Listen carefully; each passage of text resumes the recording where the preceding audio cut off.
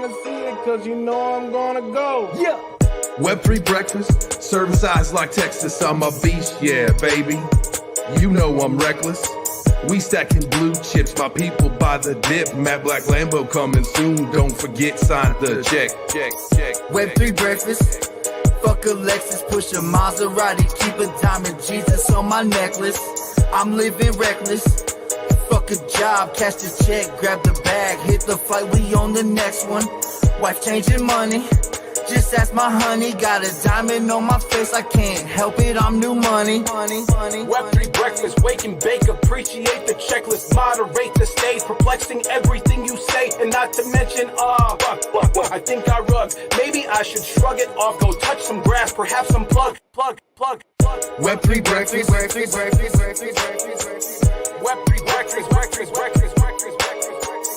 Web3 breakfast.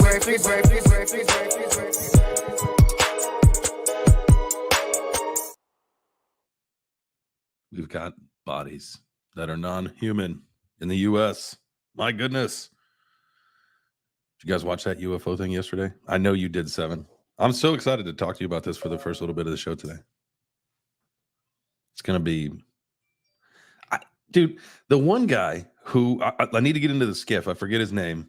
The one guy fucking dodged so many questions. So many questions. All of them. Come on, man. All of them. Why, dude? That's why that's why I'm so upset with it, because all it was a big fat fucking distraction. That's all it was. Like everything that they talked about, we are like anybody in the community of like being the crazy, you know, conspiracy theorists or alien like fucking research, whatever. Like everybody already has seen the videos they released, has heard everything they've talked about, every single thing that they've said. I already know. I was like, dude, this is such a bullshit distraction. So I didn't know that we were in possession of bodies that were non-human, right? I didn't know that. I knew that, you know, from just stories and lore and all that stuff, you know, that we had the crashed UFOs or whatever. What do they call them? UPA or UA? What are they? UAPs. UAPs. Okay.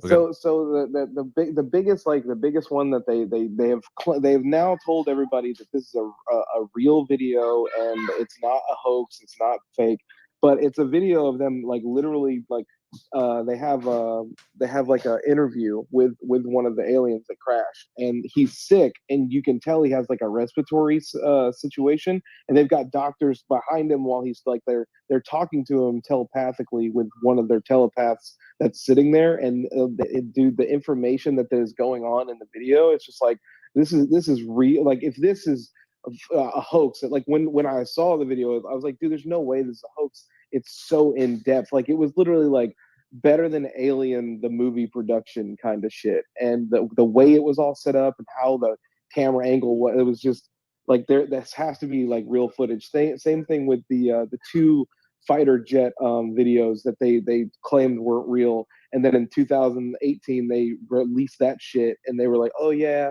those are real. We don't know. And then talking about the whole pill situation that they the Tic Tac, dude, the Tic Tac, dude, I was crying because that video, I mean, even if it's real or not, the thing that got me the most is that they sit here and they have these three dudes that one of them memorized his lines. The dude that the first guy, and the middle guy had no idea what to say because he was reading every one of his lines.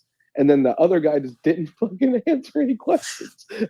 So dude, the one guy at the end, Commander Laverne or whatever his name was, he seems like a strange guy, man. Like he, you know, he would give a lot of like one word answers when I'll be like, you know, this is your opportunity. Like, and I get, you know, I thought when we were sitting around watching it, when he gave his answer of why he did it, he said, well, basically I was kind of pressured into it. He's like, I got, you know, a bunch of people that have told me like 6 times to do this, and I just kept telling no, and finally I said yes. You know, it's like, okay, all right, man, we'll appreciate you coming forward.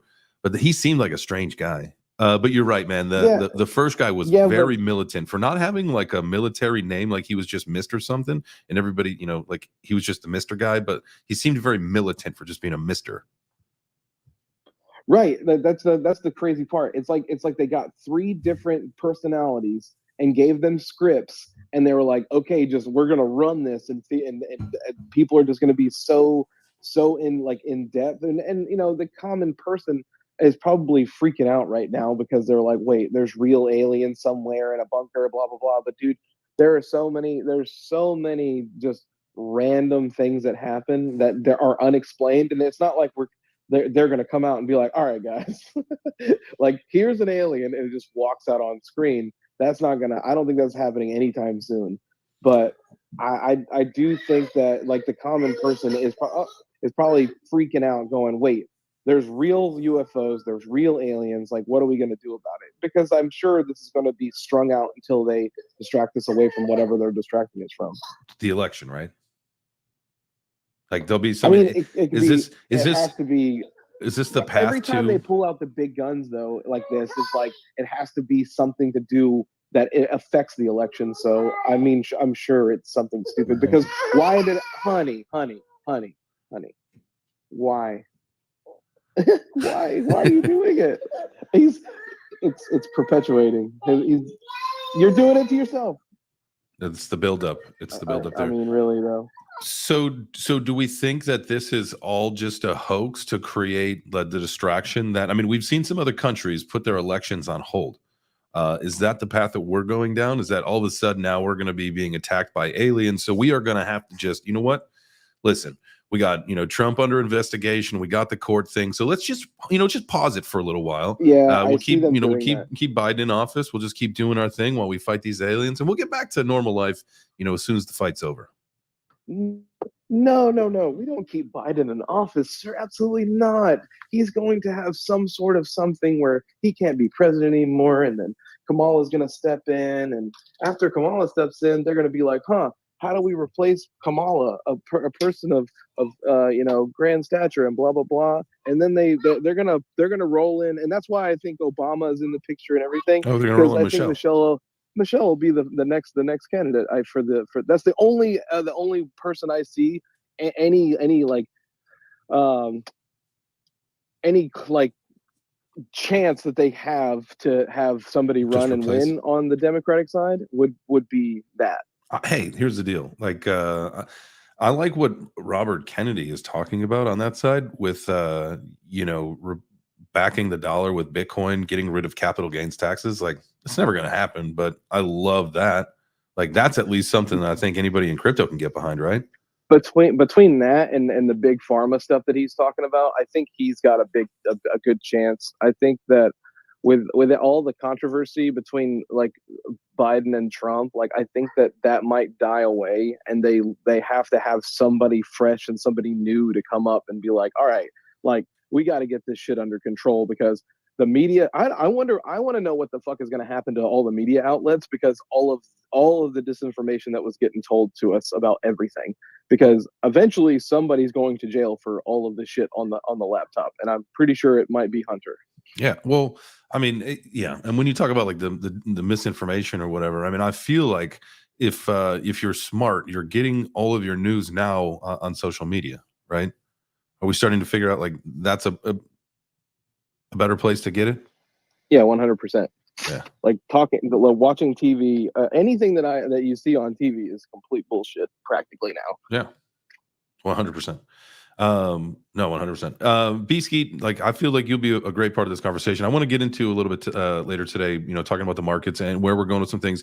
I pulled up some articles that we can look at and talk about. One of them, obviously, I just get so frustrated with Forbes and their crypto articles because they just are so SEO heavy. The headline, I feel like I make fun of them all the time for this, but Elon Musk has quietly primed crypto for an absolute game changer that could cause chaos for the price of Bitcoin, Ethereum, XRP, and Dogecoin. They just go SEO heavy in all their articles. And then, what we were just talking about a second ago with RFK, he just confirmed he bought like, I think about $500,000, a little bit less than that, worth of Bitcoin. And then I got to know what you guys think, because this is one of those also like, I think we could tie this into what we've been talking about lately, especially with privacy, but this WorldCoin thing. What the frick is going on with this? Like, why are people like selling their souls for a little bit of free money?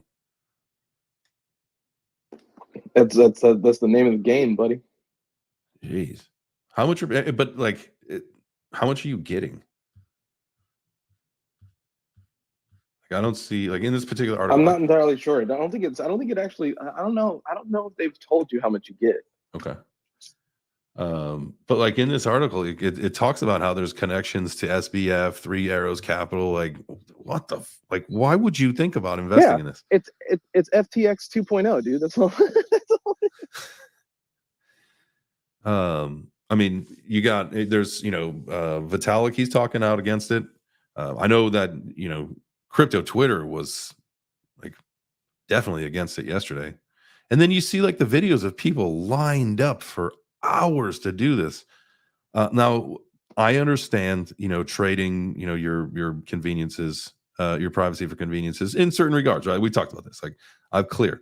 So when I go to the airport, I scan my eyeballs, but I don't have to take my shoes off. I don't have to take my laptop out. I don't have to do any of that shit. I just go right through. And that I understand is that I've traded away that piece of privacy for the convenience of not being slowed down. This, and there was something else that I think we were talking about. Was it yesterday or a couple days ago? Along the same lines of like, are we ready to start submitting biometrics for crypto? I don't know. Like, it's not that I'm anti KYC, which sort of I am. But for some things, I think, and this is where the conversation goes, where, and we were talking about this the other day, was, with KYC, once we get to the metaverse, like being able to, age restrict certain segments or certain areas, or like, what Craig, like, you were talking, I think this is when we were talking with you about this, was, how you have to work with like all like different jurisdictions of, what age limits are, appropriate for, these specific games and whatever. I'm not ready to start scanning shit. Are you, for crypto?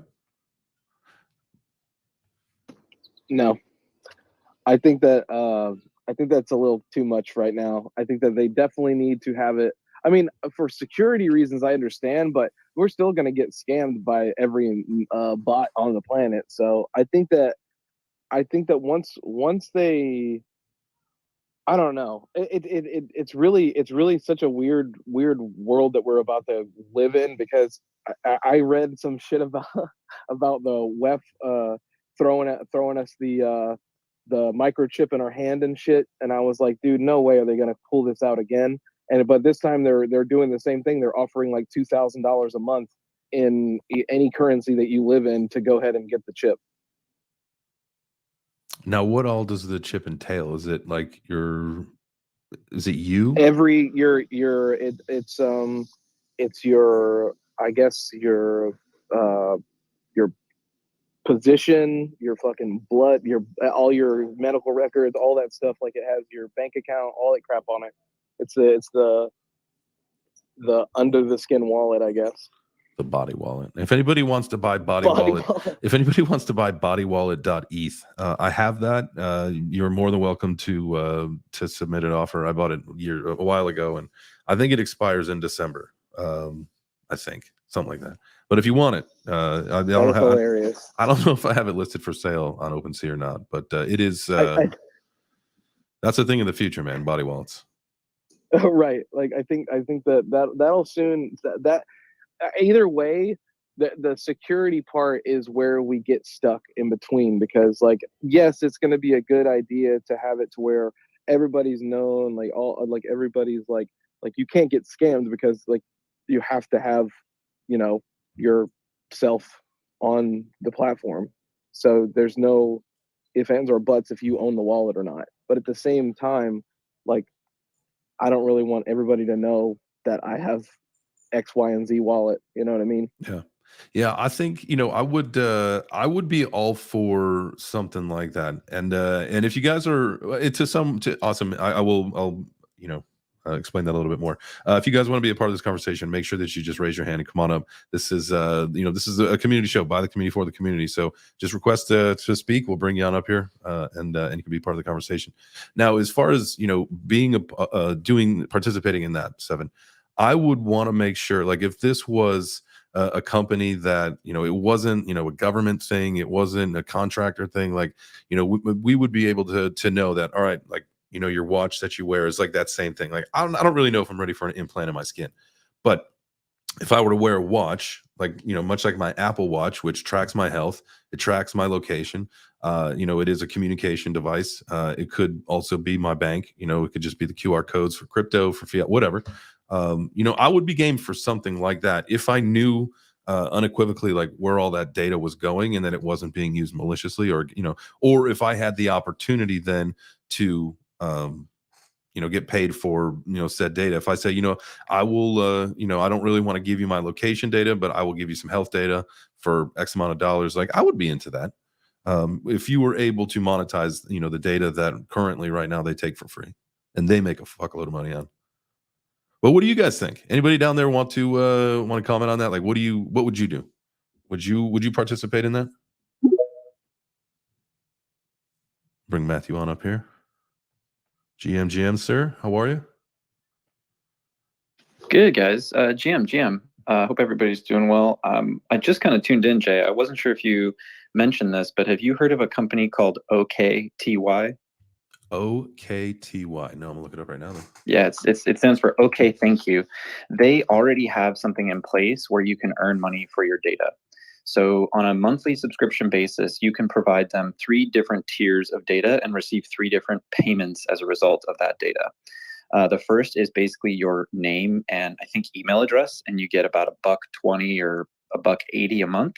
The next is information about your sort of location, geolocation. I think that's like $2 to $4 a month. And then if you add information about financial transactions, like if you link a bank account or something, I think you get up to $6 to $8 a month. And the whole benefit here is that you can prepay or pay for subscriptions. So like your Netflix or your Spotify, they've got all these accounts hooked up so that you could effectively share out your data and never have to pay for Spotify, basically. I love that, man. It's the offsetting cost there. Like that's I truly feel like that's where we need to go. With a company like this, OKTY, I like that. Yeah, they're Web2 based right now, but they have a fully functioning app. I definitely have started, I tried it and used it, but they have a ton of different vendors. And the point is, how can they bring in vendors to the space in a way that's a marketable opportunity for them, where users are sharing their data, knowing that they could, in effect, buy now, pay never. That's part of mantras, is that if you buy something now, you get discounts on things or subscriptions, whatever the case is. And they're actually moving toward a Web3 platform as well, where they might tokenize some of this stuff. But definitely an interesting organization for sure. I like that. Thank you for the hot tip on that. That's some alpha right there. Definitely check this out, man. Thank you. So would you, Matthew, would you wear a device that or would you rather be chipped? Oh, I already have a device. My phone is a pretty good one. Yeah. That already, I think that there's definitely some schools of thought out there. For somebody who's, we've talked about the conspiracy pieces of this. There's anybody that thinks that their data isn't just out there is kind of kidding themselves that it's not super available. So the fact that you're either wearing something or not wearing something, I would 100% do that. I'd put a chip in me or something if somebody was able to pay for it, or I could earn some money. I haven't shared this with a ton of people, but my wife and I are in the adoption process right now, and there's a clap. Whether or not we're in that process, I would totally chip my kid. Thanks. I would totally chip my kid like my dog. I think that's a great way to I don't know, they're 8 or 9, who cares? But I want to know where they are, what their vitals are, how they're eating, or whatever the case is. If we could use technology like that to help raise kids, it could be an interesting avenue. I'm a fan of technology in the way that if we use it right and responsibly, I don't really care about those kinds of things, or anonymity, quote unquote anonymity. But I think be using technology for advancing ourselves, learning about ourselves, and knowing when things are bad or when they're good, or whatever the case may be. But I've always wanted, in Grand Theft Auto, the sheer statistics in Grand Theft Auto that they have for you, miles walked, ammo used, planes crashed, all that stuff. I want to know how many times I've peed in my life, how many gallons of urine have I used in my entire life, how many pools could I have filled. I think that that's super fascinating, and I think we need to granularize our data, and I think that that's a super fun part of the new technologies we're seeing. Matt wants Grand Theft Auto now.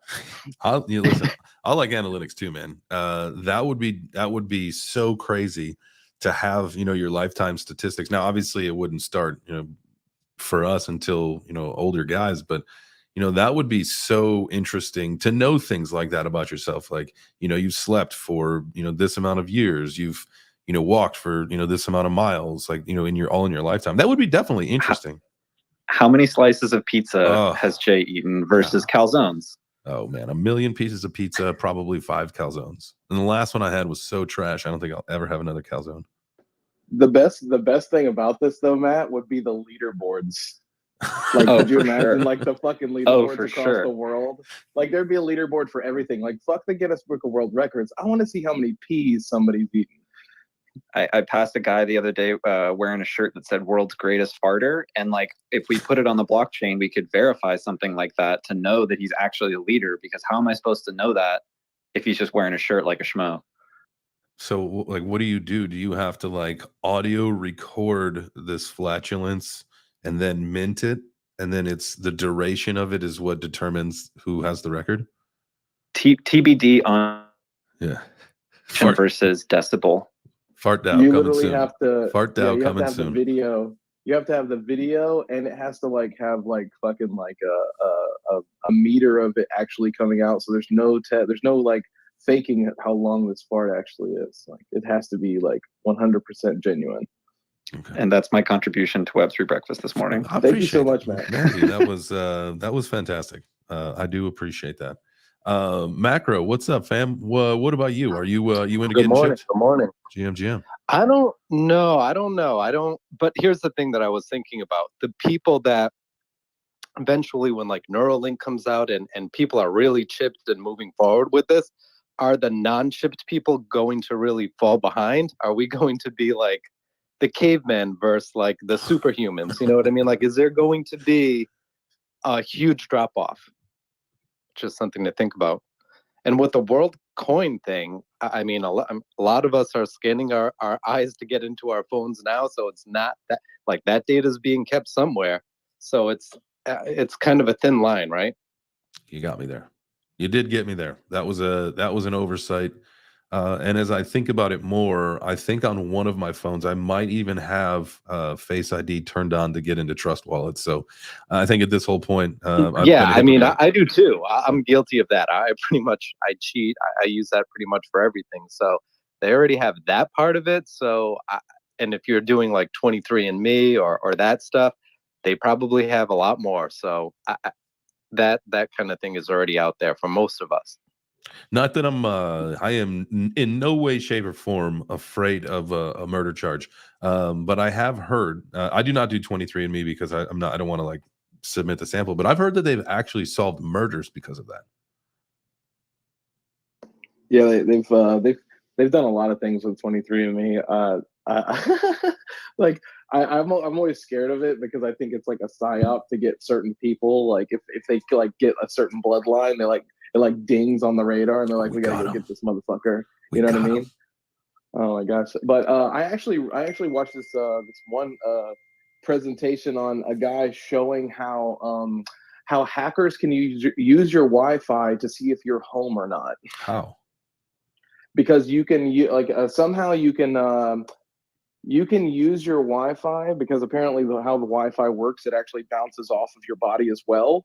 So if they can somehow they convert the information to like some type of sonar to where they can see if you're home, like walking in your house and shit. That's crazy. Not even closely related to that, but yesterday I learned, and if anybody, let's get an emoji. Do you charge your phone next to you at night on the side of your bed? Put a thumb up or 100. You know, if you do that, I do. I do until today. I got to stop doing that. Apparently, there's a radiation thing going on when you plug your phone in. So pull it away from the bed. That's something I need. I don't. How do you get away from like being on the phone until the moment you go to sleep? I put it on my charger on my desk because I have like 15 fucking chargers from like eight different things. So I always plug in my headphones and my phone on my desk, and then like, you know, slow down for the night. I usually do about 30 minutes to an hour before I go to bed off my phone. You're supposed It's to. like there's so much going on. Like you got 60,000 and for high frequency, it's like 80 to 100,000 thoughts a day, dude. Like there's there's so much information going through. Like you gotta like let your brain like take a deep breath before you close your eyes and go to sleep. That's probably where I'm going all wrong. Beastie, what you And got? for most of us, sorry, No, the phone is also the alarm, right? Like, I mean, I use that to set my alarm and all that. So it's got to be at least in the room, right? Not me. So I have I probably have one of the world's greatest. Was it circadian rhythm? Right? Is that what it is? It doesn't matter what time I go to sleep. Doesn't matter what I've done. 6 a.m. I am up. I'm out of bed by 6 a.m. just about every single day. Now there's a few occasions to the rule where that doesn't happen, but I do wake up and I just choose to go back to sleep. But I don't even know the last. I think if I have like a 5 a.m. flight where you got to be up at like 3, that's usually the only time I'll set an alarm. I don't ever have to set an alarm because I'm up before any time I would actually ever have to be up, which is fantastic. Because then I love going downstairs, making coffee, nice and quiet before the fam gets up. Not that I don't love my family. It's just nice to have a few quiet hours to get my GMs in. I get to be a reply guy, you know?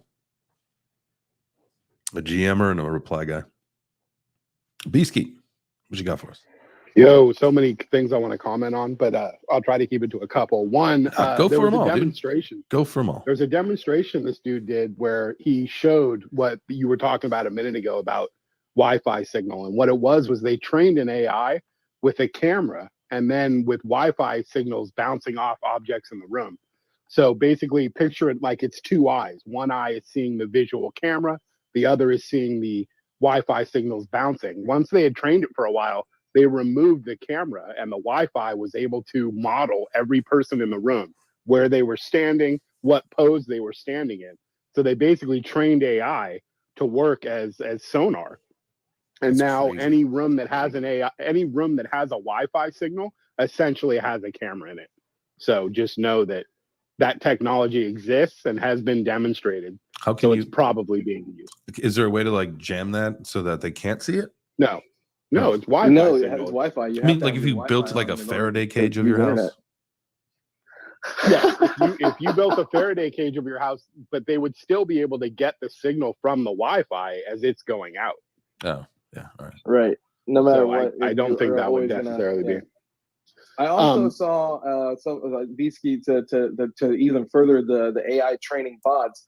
Somebody called I think they called it the simulation. Somebody built a bot that literally literally took all of the South Park characters, every South Park episode, and ran it through it, and it has a living, breathing South Park like as a town. And they can throw prompts at it to do whatever episode they want. I saw that. But they have like a couple of shows because they don't own the IP, obviously. They have a couple of shows lined up for themselves, but they did it with a few shows and it works every single time. Like there's a few here and there things that they said, but it's like, I see them selling this to every animation studio because if you can just plug in your art and it just does the stuff for you, it's every show you want it to be. Yeah, I mean, you can basically just have AI music, AI TV, but it's going to be interesting, but I don't know how interesting yet because I still think that human inspiration is something that AI hasn't quite yet been able to capture.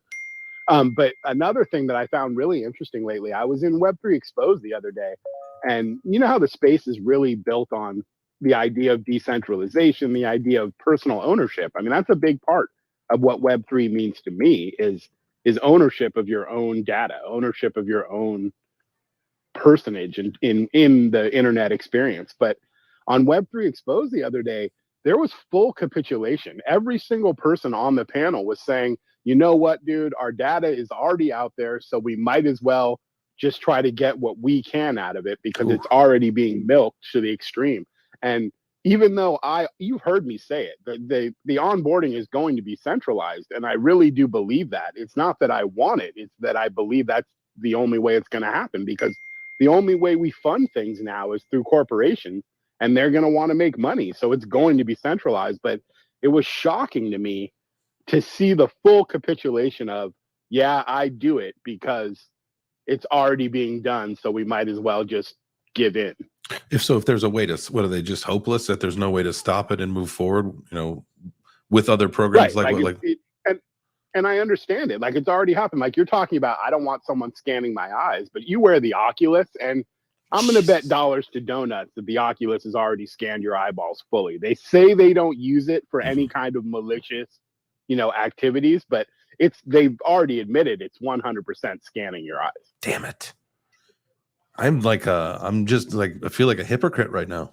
Like, I'm like busted 8 different ways. This is nuts. Yeah, it's hard not to be. Like, someone said, I'm already chipped, dude. I carry my phone around with me. What you were just saying about not plugging in your phone next to your bed, it's interesting because last night I had my phone plugged in my living room, and I actually got out of bed and went and got it and plugged it in next to my bed for no reason at all. It's not like I'm going to use it while I'm sleeping. I'm like you. I have a circadian rhythm. I don't need an alarm. So all it does is annoy me and buzz in the morning when it hits 5 o'clock and my timer thing goes off that lets messages come through and Web3 breakfast chat starts ringing off the hook. So I don't even know why I did it, but I did. I went and got my phone and plugged it in next to my bed because I need that sucker next to me like a baby with a binky. Oh, dude, 100%. And then I get half the time I get yelled at in the morning. My wife would be like, your phone was dinging all night. I was like, damn it, I forgot to put it on silent. I'm sorry. Because this thing just goes. I have it permanently set from 10 o'clock at night until 5 in the morning. It just. I need to the do not disturb mode or whatever those modes are. I need to get better at using it. It's like a sleep mode now. They have set up just for that. One other thing though, real quick. Actually, I have a few, but one other thing real quick is in college, I had a group of friends who kept one of those little handheld tape recorders by the John. And every single person was encouraged to record their farts. And this thing was over 2.5 minutes long of people just click, click. And dude, I encouraged them to send that to morning shows because it was hilarious. Oh my gosh. And it was literally 2.5 minutes of pure farts, squeaky ones, loud ones. It was hilarious. I hate and love you guys at the same time. Oh my goodness. That's really funny. That would be definitely a funny thing for a radio show. Grateful GM fam, how are you? Good morning, man. I'm good. How are you guys? Man, we're doing well. Chip, just chopping it up. We'll get to our first workout in just a few minutes here. But what you got for us? Not a whole lot. I have a lot of comments I kind of want to throw out there about the press conference, whatever you want to call it, the congressional meeting yesterday with UFOs. But just because all the Wi-Fi talk and sleeping with your phone by your head and everything got brought up, you can. This is what I do too. I use my phone as an alarm every day, and my phone is right by my bed. But you can just, throw your phone on airplane mode, and you kill all of that. You kill all your data, Bluetooth, Wi-Fi signaling coming to and from your phone. So, and I think it actually does make a noticeable difference. Like EMF and RF signals and everywhere are. We basically live in the rug. And yeah, sorry. like I said, it has a preset up mode. It has a preset up mode just for that. I think iPhone calls it sleep mode. Yeah, and I've actually never used that. I just slide my menu down, throw that bitch on airplane mode, and then all that stuff is killed, around you. So you're not sleeping with all that right by your dome all night. Yeah, and this thing just has it on a timer. So every night at 10 o'clock, it goes into that mode. And then every morning at 5 comes out. I got to get better. I gotta just get that thing. I got to get that thing out of the bedroom and just plug it in the kitchen and leave it there overnight. That's my move. I'm doing it today. I'm starting it today. I talked to my water again today. Thanked it for hydrating me. I said, we're going to have a great day today. It was right before the show. I said, let's have a great show. So I'll continue to do that. I feel like it's making some kind of a difference. I don't even know. It could be all in my head. But it is something I've been doing now for what is this, 2 weeks? It's funny you should say it's all in your head. That's hilarious. Craig has requested we play a song if he wants to send it to you so you can play it because I'm incapacitated right now. I'm about to take my wife to work. Okay.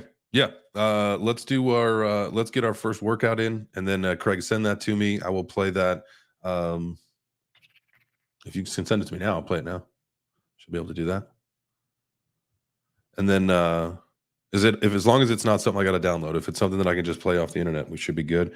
And then yeah, we'll get to Beaskeet's hand and go on in the conversation from there. And I do want to make sure that we talk more about this this world token, excuse me. WLD is the ticker. I just can't believe that this thing's got some kind of connection to SBF and Three Arrows Capital, and people would fall. There's for no it. way I'm buying it, dude. There's no way. Well, the selling of it isn't going to be largely through us. The mass adoption of it is going to be through third world countries where they can see a real benefit of getting involved in something like this in terms of like individual banking and things like that. There's a lot of people in this world that are unbanked that's going to do something for. But I don't understand why anyone who has the advantages we have would bother with that at present. No, I mean, that definitely. I mean, I think, you know, for the very select few. Now, we do know that people, you know, were very excited about the stimmies. So they, you know, did everything they could to make sure that was something that kept coming in. It has a chance to be one of those things where you get a lot of people coming into this ecosystem even here because of it. I mean, we know that our ecosystem, like it's an echo chamber, right? We've got a very small amount of people here that are in the United States that actually are involved in any part of crypto or blockchain NFT stuff. But it's crazy, dude. We need to exercise the power of that knowledge in some ways politically. And you know, I hate getting into the politics, especially in this space, because it's so fucking weird. But like yesterday, watching those congressional hearings, one of the guys in that congressional hearing who later posted a picture of him meeting Chair Eric Gensler said that the founder of Bitcoin was Satoshi Nakamoto. Yeah. And I'm like, dude, you want to regulate crypto and you don't even know the name of the guy who, you know, and you're using it in a speech. But you don't know the name of the guy who created Bitcoin. You think his name is Satoshi Nakamoto. That shit just pisses me off. That was what, Brad Sherman from California, right? He's a bozo. Big time. Yeah. Full on bozo. And it was just absolutely shocks me that these are the people we're going to trust to make laws about this stuff. I mean, we have to, I mean, to be perfectly honest with you, not even so much about crypto. Let's take a step back and look at our entire government for everything. I mean, you know, your heart goes out to Mitch McConnell. Obviously, you know, term limits. Perhaps, I mean, you just, at this point, I mean, you got people like him, you got people like Biden who can't even string a sentence together. Like, you know, it's an absolute abomination is where we are. And so we have to start finding ways to put term limits on, get younger people in the office so that we don't have things like this. Yeah, but look at some of the younger people we have in there. They're there to make money. True. So it's not just about age. I think age is definitely something we should address. But what we really need to address is that if you want to go into politics, you want to go into politics to make laws, not to make cash. Do you think if they stop politicians from being able to trade in the markets, that it is just going to make a bigger black market splash? Like they're still going to do it. They'll just do it under either fake names or have people do that for them. Well, you saw my post yesterday. My first thought on that is the second you see politicians outlawing politicians trading is the top of the market. 100% you will know the top has come in when they pass says they can't trade stocks. Because if you watched it, the Fed did a similar thing. They said, oh, we shouldn't trade stocks anymore. And they did it at the Pico top of the last peak. And I saw something really interesting yesterday. It was just a poll question. It said, should the president, the oldest you could be to run before you're too old, it's 65, which is the year that they make you retire if you're in the military, 64 years old. And it's like, yeah, that makes sense. Why are we having 80-year-olds decide the future that they're not going to be a part of? Exactly. Like, there have to be term limits. 100%. Age limits. Yeah, age I don't limits. know I think if is more. anybody saw. For sure. Mitch Age limits, McConnell, term limits, like, all of lost that. his mind. Oh, hey, you know what's really funny? Beaskeet, you said he's in the house too, and I'm going to follow him back as he's following me. But we have Satoshi Nakamoto in the house. Oh my gosh, that's a celebrity, man. We got the creator of Bitcoin, Satoshi, in the house. Congratulations, sir. Thank you for being here. Sorry. Sorry to cut you off. I saw that down there. I was like, wait a second. Is that Saratoshi Nakamoto? It is. If you want to come up and talk about the white paper, you can. Did you see Mitch McConnell fall like almost pass out yesterday? Like, Yeah, it's sad. Yeah, but if you pay attention, if you slow down the video, the lady in green, it looks like she pokes him with something, dude. I don't think they knew what. I mean, so apparently that was some kind of a seizure. I was doing some article reading this morning, and I mean, again, so your heart goes out to him and his family because that's just horrible, and it's time to absolutely just time to move on. Like you had a good run, pal. Just go home, relax. All of them, man. Like him, Pelosi, like all of them are getting so. Like that one lady that's in the wheelchair she doesn't even talk. Feinstein. Yeah, she can't even She was talk, out dude. for a long time, and then she just came back. Like she Why'd looks like she she came come out of the back? nursing home. Why'd she come back? Why? Like, what was the she didn't even know what's going on. Like, I feel so bad for these people that are just, it's almost like their terms are not even like they want to do it. They're just stuck. They're just like, man, we just do this till we die. That's our job. And I hear what you guys are saying, but there is a counterpoint to that. And I'm not making it from a like partisan perspective, but just from a like structural perspective. You just said Mitch McConnell and Nancy Pelosi, way too old, get them out. But from a functional perspective, those are two of the most informed people of the mechanism of governing. And I'm talking about not the ideal of governing, but how our Congress and how our Senate works. Those two are absolute chess masters in terms of how they work that system. Oh, I'm absolutely. not in support of either of them, but I think the two of them know how to move those chess pieces around the board. Nancy Pelosi knows how to whip her people, and Mitch McConnell knows how to get shit done. And you can't just replace people like that by going, we need to bring in youth. Yeah, no, I'm not saying because the youth won't be able to do it. They So won't. They could have them in as like a strategic advisor or something where they're but at the same time, you also have to look at how long they've been in office and how long they've literally had so much time to know how to rig the system. And there's counterpoints to that, like how long of a term is it to where they get to the point where they don't get to they turn themselves into the villains. Like, right, and I'm not arguing for them to stay. What I'm arguing is there's a reason they're still there, and that's because young people don't necessarily know how to work that game. There's no one to replace them in terms of knowing what to do. Because, dude, I'm not suggesting handing over the keys to anyone else because there's no one else to take them yet. Right, and I think it's sad that that's the case. That it's such a complex game that you have to be that into the game to really know how to work it. Like that means the government is somewhat broken in that sense. So, at what point do you? It's like a company. At what point do you rebrand? Do you disassemble and reassemble, like restructure? Like at some point, you got to do it. You can't just keep running a broken machine. That doesn't make sense. And how risky? But the question is, how risky is that? When you've got this debate that keeps coming up between static and dynamic, and when you take the dynamic, you're taking risk. And I agree, you do have to do it, but it is also risky.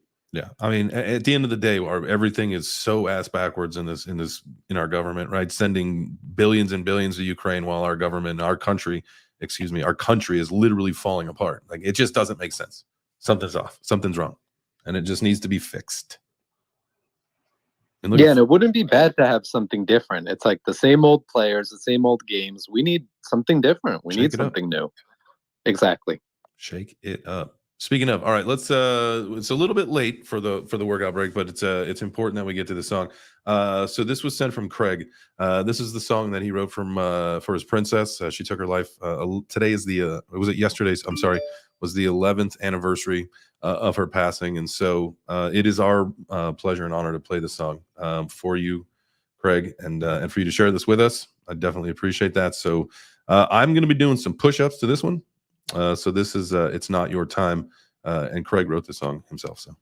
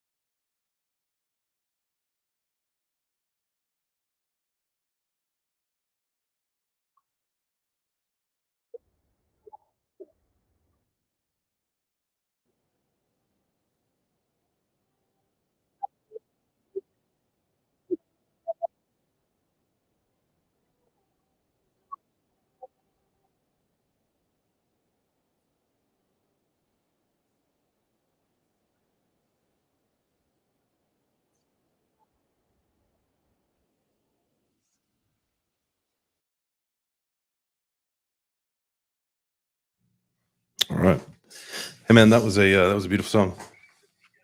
Can I say something real quick? Please do. I just want to give a shout out to Craig and tell him that over the past day or so, man, every time, I don't know what to say, but every time I see your posts, I send you love sincerely and genuinely, man. Just know you have a lot of support out here, and people care about you. 100%, man. I appreciate you saying that, B Skeet. And yeah, Craig, I appreciate you sending us that song and letting us play that here and get a chance to listen to it. My heart hurts for you 100%. It was in a former life of mine. But I had once had a child pass away, so I understand your pain. Now yours is a little bit different because she lived a little bit longer than my son did. But I'm right there with you, man. Like, it's not an easy thing. So appreciate you sending that and let us play that and being here and being part of our community, man. We love you. All right. Whew. Can I give a change of topic back to something from earlier? Yeah, please do. Okay, do you guys have bodies of aliens? Yes, there is biologic material. What does that mean? I that was from the statement yesterday. I understand that this is all stuff that's been out in the ether before, but you've never been able to ask questions about it before. It's never been acknowledged to this level before. It's still not being fully acknowledged. They're still claiming this guy is a whistleblower and that they're not going to acknowledge what he's saying. But he literally said there's biologic material. In another statement, they said, have aliens essentially harmed humans? And he said, from what I can't speak because I don't want to talk about methods of collection of data, but from my personal experience of what me and my wife saw, horrible things have happened. Well, we're going to need to open up a scuff for that one. Yeah, get me in that skiff, please. Exactly, dude. How are you not in that skiff that second when he says that? Okay, meeting adjourned for 10 minutes while we go in the skiff. Yeah, but what's the point of whistle? I get maybe sensitive data to the government, security, whatever. But that's the whole point, is that they're lying and keeping shit from us. So if you're going to open it up, man, open up those worms. We all want to know. Unless here's kind bullshit. Of a counter argument to that, right? People are, let's face it, people are a little. Can we handle the truth, right? Like the average people, we're like, yeah, there's aliens. We have the bodies. Like, I don't know, right? Could you kind of see an argument where they're like, yeah, let's kind of not let everybody know because shit's going to go crazy, right? Has the potential, man. You just never know. Now, do we know after the information came out yesterday, was there any, people going crazy? I don't think so. Haven't heard anything on the news. Now, it doesn't mean it's not happening. Like, did Area? No, but I still think a lot of people don't also believe it, There wasn't even a peep on Twitter. Like, people talked about it and they're like, oh, yeah, I saw that. It's nothing new. It was new to me. I didn't know that we had bodies. It was new to me on this level. I figured we had bodies, but I've never heard someone talk about it. And just hearing it said out loud was absolutely shocking. My other favorite moment was when they said, is it possible that these sightings are just, man-made aircraft? And he's like, I'm sorry, but we don't have aircraft that can stop mid-flight and then go the other direction instantly. Mm-hmm. We don't have aircraft that can drop out of space, hang out for 3 hours, and then go back. And then there was the one guy at the end who was saying, like, we don't possess the technology to make these materials in the past, in the present, and like nowhere in the near future either. Which is and the commander Fravor one, the pilot, the strange guy, his incident is from 2004, so we still don't have what he was witnessed in 2004. And if you guys haven't seen his interview before, he has a Joe Rogan interview. They go in depth on everything about the whole incident. It's really good. It's worth checking out. He's really knowledgeable and really believable, that pilot. If his story is the one I'm thinking of, my favorite part of it is, so they spot this thing and it goes, it's just hovering in the air and he catches it on his like overhead, that's a missile collection system. And they're like, did you capture it manually? He's like, oh, no, the system caught it. It's way too fast for me to catch manually. And then it disappears. And the person on the phone, on the headset, tells him, rendezvous at point alpha. And then like 3 seconds later goes, guys, the aircraft is at rendezvous point alpha. So like crazy. It knew where they were supposed to rendezvous. it just instantly appeared in that place, and they were just like, "What the fuck?" Yeah, that's good. The video. You can watch the video that accompanies the story, and they break it all down on the Rogan show. But he was the pilot, and the one that was recording it was his weapons guy behind him in the seat. He was a guy that's made for checking the radar and recording everything. So they go into it. It's pretty crazy. But yeah, the video's out there. You can see it. Damn, I definitely gotta check it out. Now I feel like, with with not feeling totally satisfied because that guy wouldn't answer anything. Like I feel like now I'm in the same boat as I am with the whole flat Earth thing with the ice wall. And now I saw some just so you know, guys, there's developing updates. I saw some video this morning on Twitter. It was one of those little short video clips. No way to find it again. It was totally lost, but it was showing that there are 2 points, 2 passageways through the ice wall, and I feel like we're going to be able to make this happen in the near future. So, but this is where I am at. I never really believed in aliens, but now I half believe in aliens, and I half believe in flat Earth. It's terrible. This is a terrible place to be in. Has anyone seen Moment of Truth? It's a documentary about aliens in Brazil. It came out in 2021, I believe. It's called Moment of Truth, you said? Yeah, it's worth checking out. What's it about? There's a town in Brazil where I want to say it was like 20 years ago or something, where a couple of UFOs crashed there. And the military took the bodies, covered it up. USA military came in, took them, flew them away. And it's a whole documentary based on some military people speaking, the town people speaking. One person died because he touched something. It's really interesting, and it's worth checking out. It's called Moment of Truth. Interesting. I've seen one where I don't remember where there's an alien, like a aircraft landed in front of a school, and all the kids saw like the occupants get out, walk around, go back in, and like they waved to them and everything, and just got back in the ship and fucking flew off. Really? Like, and that's based on a true story. I think. Yeah, no. There's like a whole documentary of it, like them interviewing the kids then and now, and all kinds.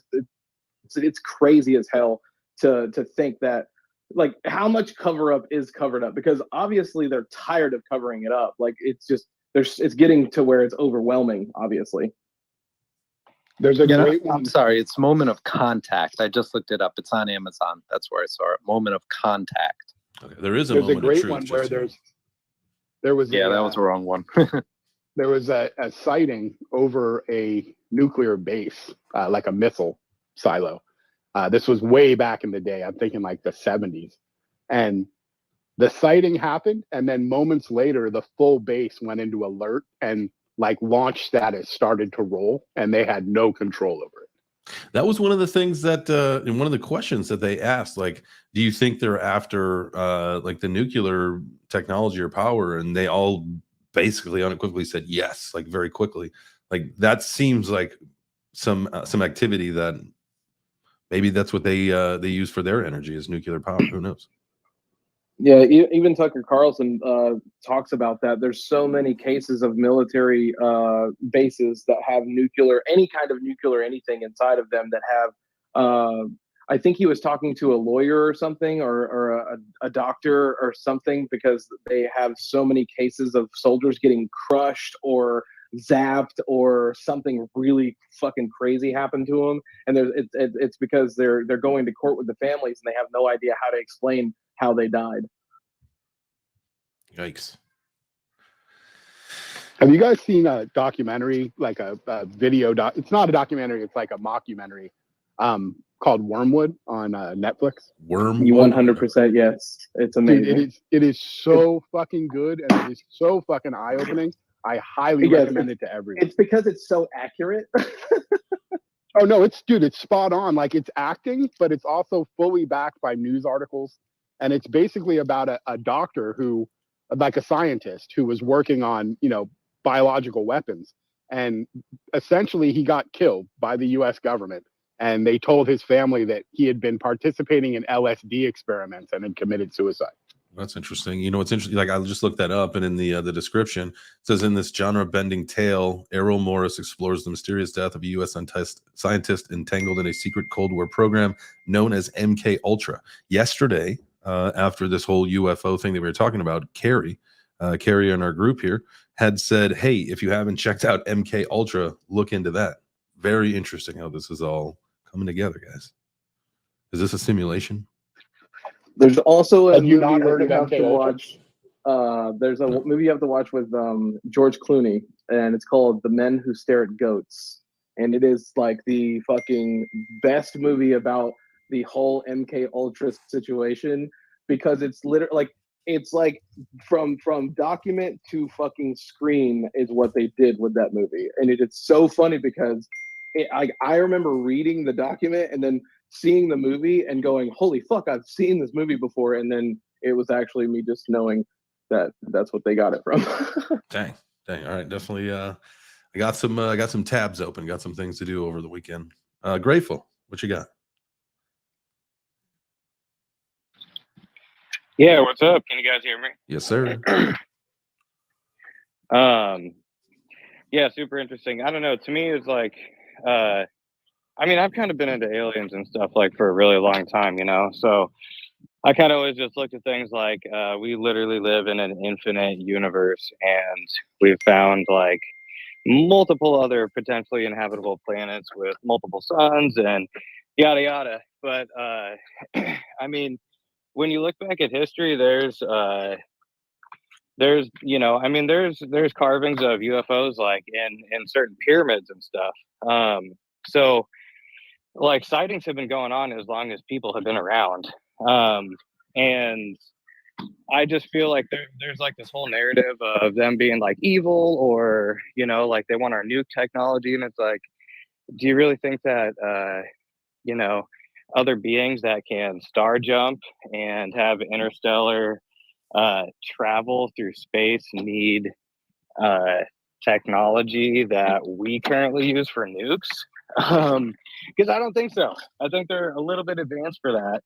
And like when they brought up the point that all the nukes had been deactivated by them in that one scenario, I can't remember which person was speaking to this, but I kind of think.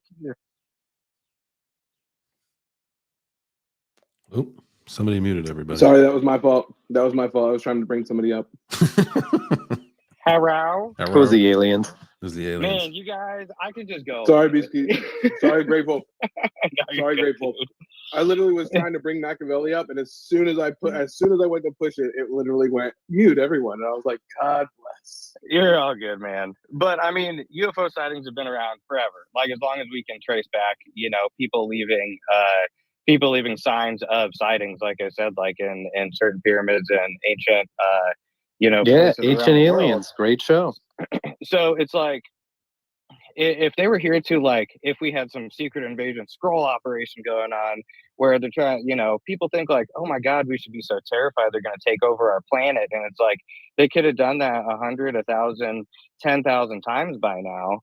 And the fact that they're seeing a planet that may be on the brink of like destruction and deactivating nukes, I feel like there should be a different perspective that people might have, that maybe they're trying to make sure our planet doesn't like self-destruct.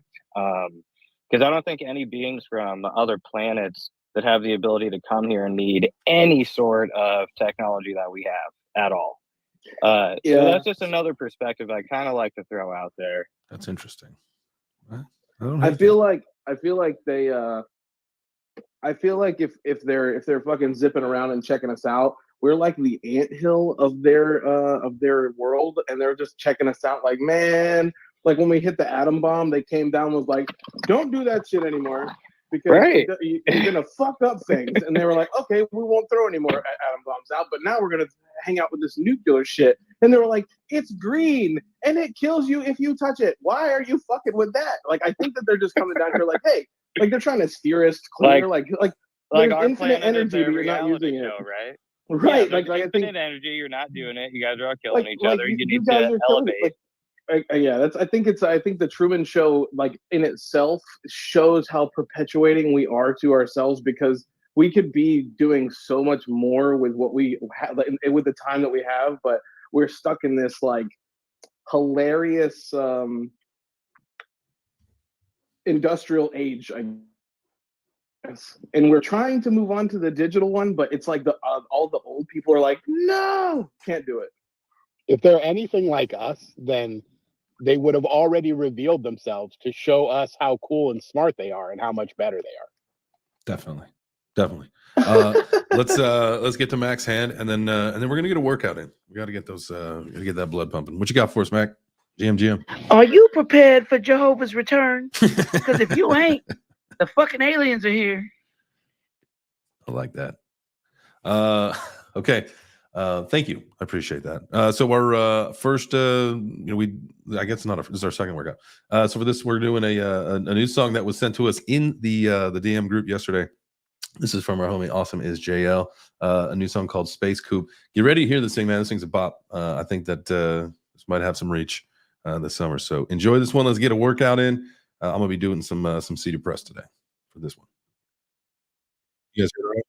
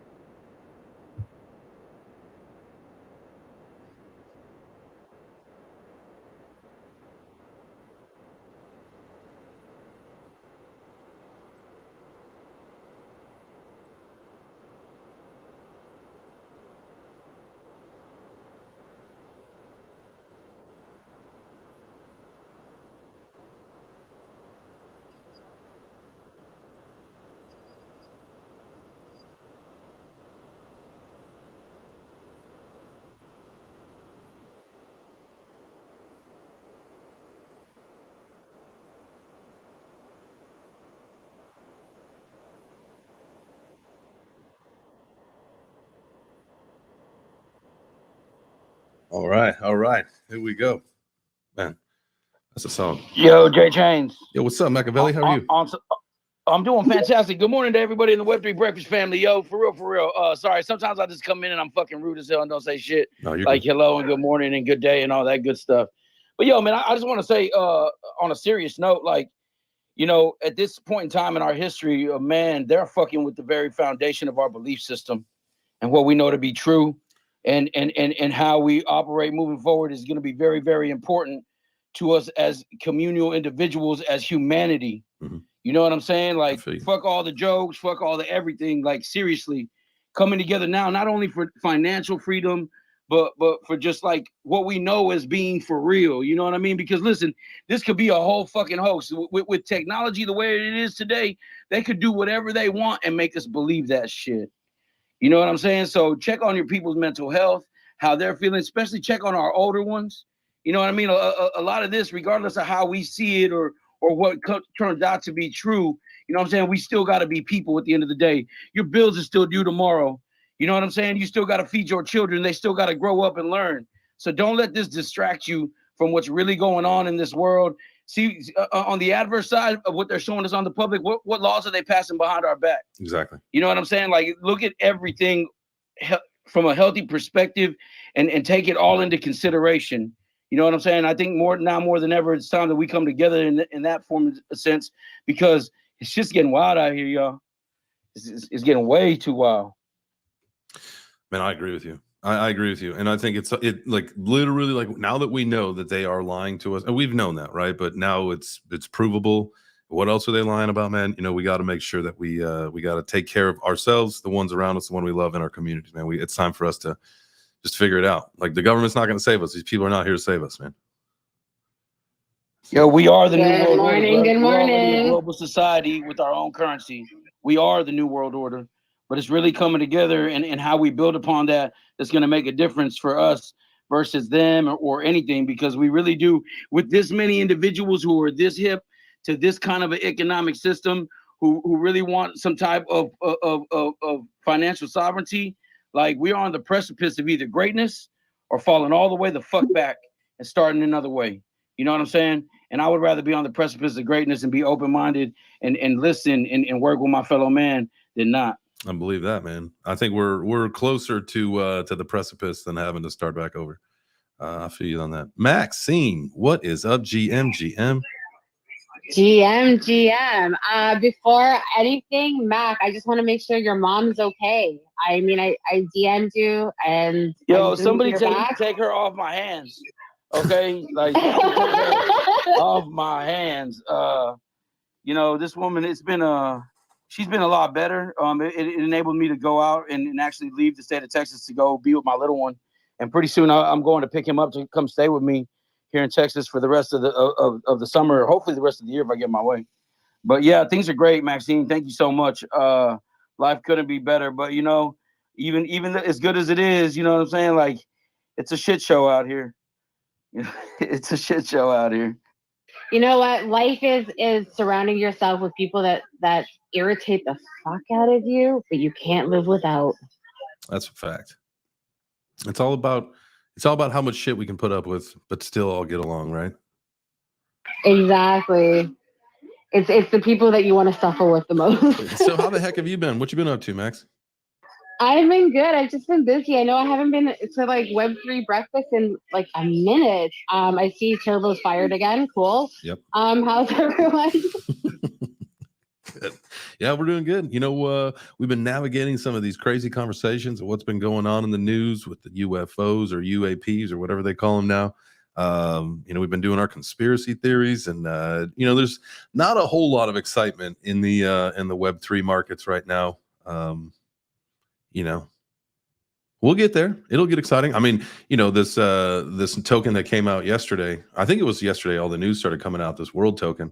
That seems to be something that a lot of people are falling for. But I do appreciate what someone said, that it feels like they're just taking advantage of people in other countries with deceptive marketing practices, which that stinks.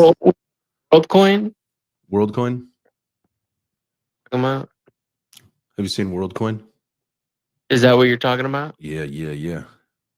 Yeah, in theory, it's interesting because it hits a lot of technological points that are kind of like what the decentralized internet needs, but it's being implemented in a centralized crap kind of way. Well, it's just we know. Well, we're all too far in. All of us, anybody in this room, for the most part, is probably way too far into this ecosystem for that to matter, right? But like what B Skeet said, and we talked about this the other day, the mass adoption event, the critical mass will come in through centralization. There's just no way around that. And then it's going to be up to the people that want more, the people like us that say, nah, this is not, you know, there's no difference between here and the, you know, the financial system, the legacy system. So no, I want to take this to the next step and figure out this whole decentralized thing. And that's, you know, it'll be an evolutionary process for most people. You're going to have to figure out how to do it yourself once you realize that it's the better way, right? It's definitely going to be a learning curve, but it's going to be a fun learning curve for sure. I mean, yeah, I think, you know, it's going to be, what do you think? Two sides to every coin. What's that? There's two sides to every coin. Oh, yeah. I mean, you know what I'm saying? We just got to figure out which side we are and make sure that it can flip the adverse. And that's really how we'll have a decentralized market and a centralized market. You know what I'm saying? There's going to have to be a piece of metal to divide the two. You know what I'm saying? Something that's going to be where you'll be able to flip on each side. So, you know, as that gets built, because I know it's coming, we'll see how it rolls out. Yeah, we will. We will definitely see that. I do just want to give my flowers to Craig. I know that he had a hard day yesterday. I won't like air his story. That's his story to tell. We but played the song for our first workout break. I love it. I love it. I just want to say I love you, and I'm thinking about you, and I'm always here. And yeah, and hi Whitney, hi Ness. Got the family in the building today, like that. It's who's ready for tomorrow? Who's ready for this week to be over? I feel like when we get to Thursday of every week, I'm just ready for the weekend. You know what? I've learned not to wish time away.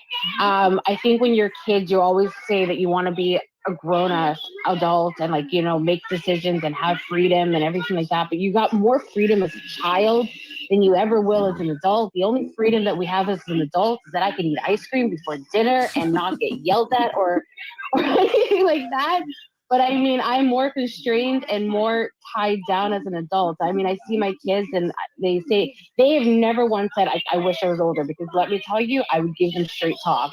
What, you want to pay bills? Cool. Let's start doing your allowance to fund your foods and put a roof over your head and heating and air conditioning and all that stuff. And they're like, you know what? I'm good with eating ice cream after dinner. Like, yep. That's what I thought. Yeah, I had to do that. It was heartbreaking yesterday.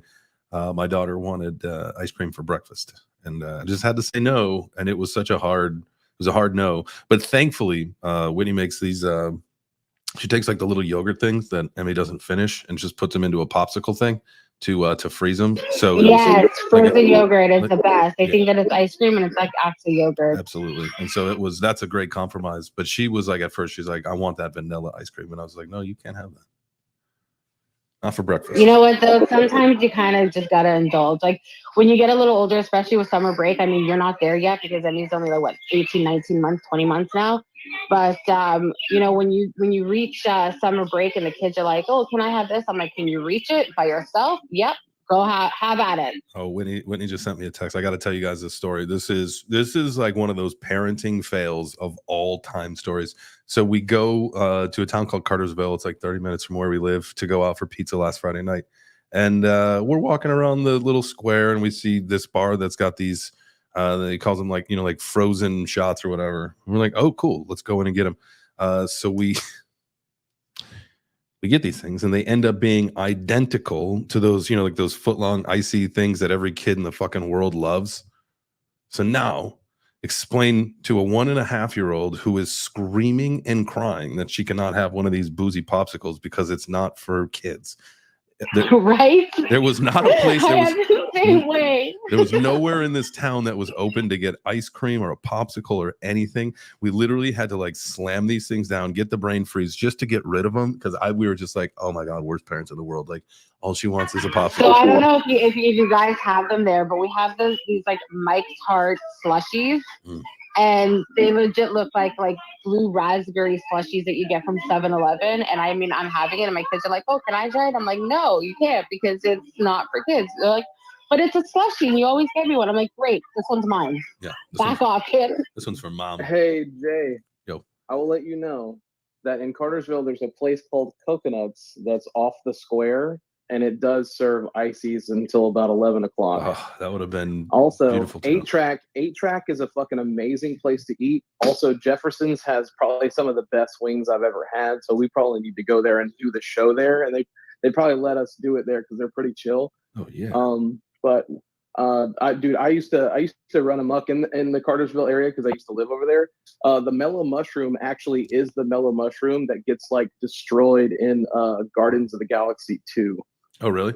That's where we ended up eating, was at the mellow. That pizza was fantastic. Yeah. I've never that mellow mushroom. I've seen a million of them. Never eaten at a single one of them anywhere in the country. Dude, that was delicious. That one is probably the best one I've ever eaten at, honestly. Like I've been to a few in Atlanta, and none of them have compared to that one. I don't know what they're doing there, but they definitely pizza. That's awesome. There was an MC that rolled up, and they were I don't know if they were having a meeting or what, but they had the guys from Florida and the guys from Georgia all rolled up on their bikes and went upstairs there, and I think they had their little MC meeting up there. Those guys did not seem, and it was funny. I'm gonna throw my wife under the bus here. They like the 2 parking spots in front of that Mellow Mushroom are for like pickup only, right? And they brought all their bikes in, they put all the things, and my wife goes, they shouldn't park like that. And I was just like, Whitney, we're not gonna tell them otherwise. Like that is not a smart idea. And she was like really mad. Let it go. Yeah, I was like, this one we're gonna let go. Like they can park wherever You they know want to what? park. Whitney and I would get along so fantastically well. We are soul sisters at heart for sure. I was like, please don't make us. We were sitting upstairs one time, and one of the big ass pictures fell off the wall. Oh wow! And I was like, what's happening? And somebody was like, it's an earthquake, and I literally was like, I need my check. I literally said, I need my check right now. I want to go. I need to get home. Dude, Whitney, I'm just saying this right now, that if you and I ever get together, Jay have bail money ready for us. Geez. That's all I'm going to say. Oh, geez. There's this parking lot. We used to go get coffee at this place called the Daily Grind, me and my old roommate. And it's got a gnarly parking lot where people just don't give a fuck. So they'll just double park. Like they smash into tables because they can't fucking drive, things like that. Well, one day we're sitting there and this dude parks in the handicap spot, huge 4-wheel drive truck. And my friend Kevin, who's like, he doesn't take shit from anybody. He's like, dude, what are you doing? That's a fucking handicap spot. Starts yelling at the guy. And the dude comes around his truck. He's only got one leg. Oh, no. Yeah, you got to be careful with that. I mean, I went to the Pink concert on Monday. By the way, epic fucking concert. I suggest everyone go and see her. I got to hang out with her before the show. Got to eat. We got to drink together. She painted my face in fucking glitter. I'm still trying to get that shit off of me. But there are a lot of fucking people that don't realize that you got to go to a concert, just enjoy it and chill the fuck out. Jesus. I like that. It's about time to go to a concert. I think we got to do like one of the amphitheaters. We didn't go. Grateful when Fish came through town. We were going to go that weekend, but then things just kept stacking up on us. So we didn't go. But I definitely need to get to a concert, and I want it to be like at that outdoor auditorium. Yeah, for sure. My next concert, I think, is Tool. Oh, so I get nice. to go and watch them. Like, yeah, I'm fucking stoked with that one. We actually get to go and meet them, like Maynard and all of them, and hang out before they actually go on stage. The only thing that we're not allowed to do is like obviously record their practice, but I'm like, that's fine, whatever, cool. And we get to like drink and smoke with them. So I'm so excited for that. Oh. Hey, guess what? This weekend, Sunday, July 30th, Nickelback Get Rollin' tour here in Alpharetta at the I would never. Okay, if you guys have never seen Nickelback live, I do suggest that you go and see it. Like they were one of my first concerts. No, it was Breaking Benjamin. Boo. They get such a bad rep, but I mean, they actually put on a good concert. I mean, like they're they were best friends with Pantera. I mean, like how can you like just because you got a good friend doesn't mean that's like let's be real. I like them by association. Okay, get off my back. Jeez. I'll say. I think they rode that melodic wave of that era of music. You know what I'm saying? It's 100%. You would hear one catchy ass song, and then there was a song. Look at this photograph. Every time I look at it makes me laugh. I think they were like legit my first concert. Like, it was like them, Breaking Benjamins, and like I don't know, I can't remember. I think they were opening for like Alice in Chains or something. I've been to Tool a couple of times, and both times Tool is phenomenal. I mean, I've been to Tool like probably about 8 times, and this is the first time that I'm actually going to get to meet them. So I mean, yay me! Yay. I got to see Tool before they became like really established on the Anima tour. Oh, nice. So I got to see Tool when Maynard would go on stage in full drag, wearing fake tits and a wig, and like. But he still does that. Like, I mean, Maynard is. He's in the back of the stage now, backlit. Sometimes. I know. Literally, he says it. I do not want to be the front man for this band. We are. I know. He literally he says. He says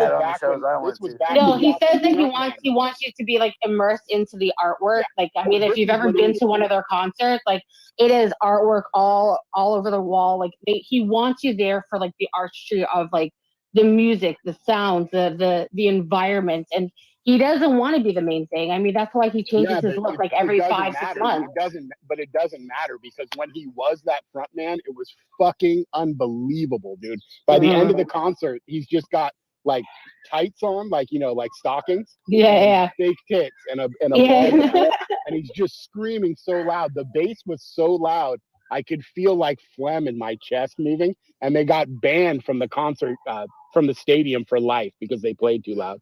Oh, that's crazy. Yeah, he's the one guy, like, if you've got weed, light it up now. And he's a security nightmare. Anybody that's around here in like the East Midwest area, September 24th in Louisville, Kentucky, the Louder Than Life Music Festival, Tool is playing. I might try to get out there. That's next month, right? You have to. No, September. Honestly, if you've never seen Tool play live, it needs to be on your bucket list. Like, you need to do it. I know that I've seen him a few times, and every concert is completely different. We talked, actually, you know what? That's right. We talked about this festival a few weeks ago, because this is the one that's got Foo Fighters, Weezer, Rancid, Tool, Godsmack, Limp Bizkit, Green Day, Pantera, like a shitload of bands. That'd be crazy. Yeah, you need to go. Like, if you don't go, I will be highly disappointed in you. I might fire you. Yeah, I'll be fired. No, I like Chris Stapleton. I'm looking at the stuff here in Atlanta, or I guess Alpharetta. Chris Stapleton, August 26th. That's a concert that I've been wanting to see for a while. I want to go see him.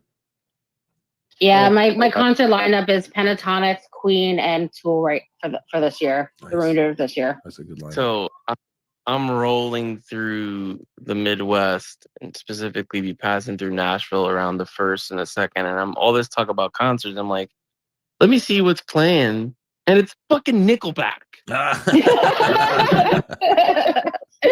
Listen, do us a solid and go. Yeah, that's a manifest. What's up, manifested itself right into your timeline. Dude, that'll be the first concert I've gone with my wife without kids, like, ever. You cannot make it Nickelback, dude. Nickelback. Please make it Nickelback, please. That's hurting my soul just thinking about it. Shit, don't do it. Don't do it. Oh man. Sorry to degenerally interrupt or anything, but Rocklahoma is September 1st. I threw it in the comments. It's a 3-day thing, but it was like, I got to get in this conversation. Like, man, Perfect Circle performed one year, and I swear that Maynard dude was not even there. That was a straight mannequin from Deep. Oh, dude, this one's got Bush on. Oh my God, he was my biggest crush. Can I just say, when I found out he was married, when I found out he was married to Gwen Stefani, I wanted to end my life. That was Bush. I think I was in 8th grade, maybe 7th or 8th grade, and that was right around the time where I was learning how to play the guitar. That like several songs from that album were the first ones that I could sing, and that was the hardest challenge I had, was being able to sing and play guitar at the same time. It was like Can you do Glycerine? Oh yeah, that was an easy one though. Yes. Oh my God. Like, honestly, that was the song that was like, he is going to be my husband. One day he will be my husband. I loved Bush growing up, man. That album was. I think you could rip that thing from front to back. Oh yeah, easily. I don't think there was a bad song on that one. Bush, I can't stand Bush. Okay, so you're fired. Yeah. Get him off the stage. Thank you. I appreciate it. Thanks for coming. I hope you enjoy Nickelback. Yeah. Like I said, dude, geriatric grunge right there. It's like grunge for people who don't want to get excited. Geriatric grunge. That's an amazing fucking genre. I mean, that would be a great band name. Yeah, lazy. Can we get geriatric grunge.eth for our band name, please? Yes, 100%. That's the next DAO. That's the music. You know what, Seven? I liked you. I really did like you. I'm not so sure anymore. Anything. I just like the term. I'm not saying anything bad about Bush or anything. Believe me, I listen to all the things. I've been playing guitar since I was 16, ma'am. I know. Don't man me. Who the fuck are you to man me right now? No idea. I will man whoever I am. You know what I mean? Don't man me. Okay, geriatric. You guys are awesome. General geriatric Gene. My name's Jerry. How do we feel about Deftones in the room? I love Chino is my favorite. I can't remember.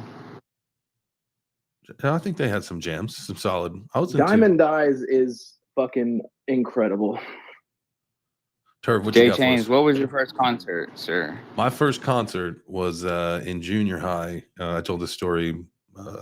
His first concert was Backstreet Boys. Nope, my first concert was Metallica, and that is where I saw my first in real life boobs, and I was changed as a man from that moment forward.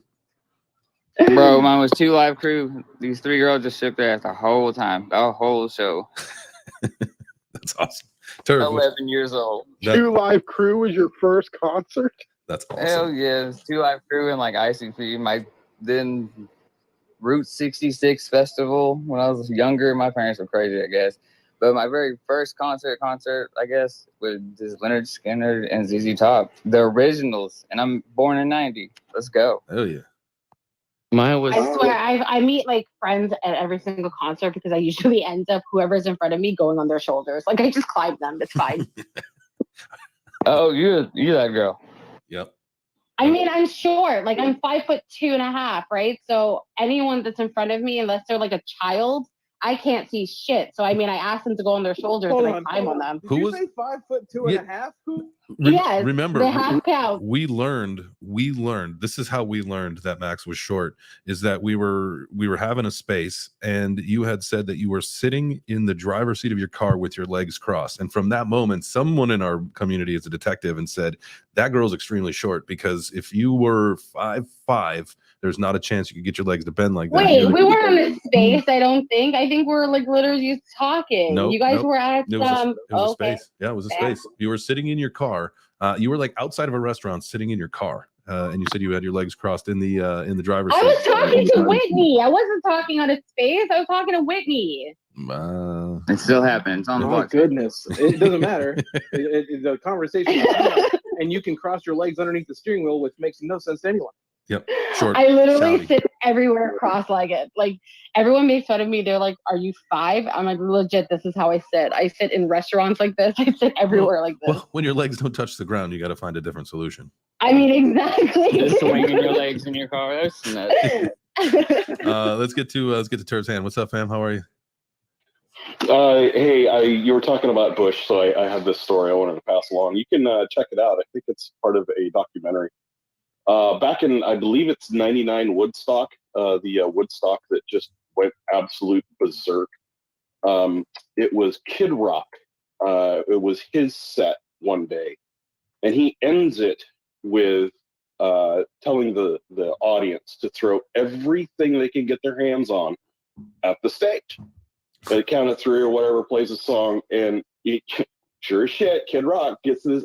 Everybody just throws these bottles, just garbage up there. Ends his set. He walks off to pass off to the next band, Bush. Kid Rock said that this 20-year-old guitarist had look of fear in his eyes going onto the stage at that very moment, referring to, what's his name?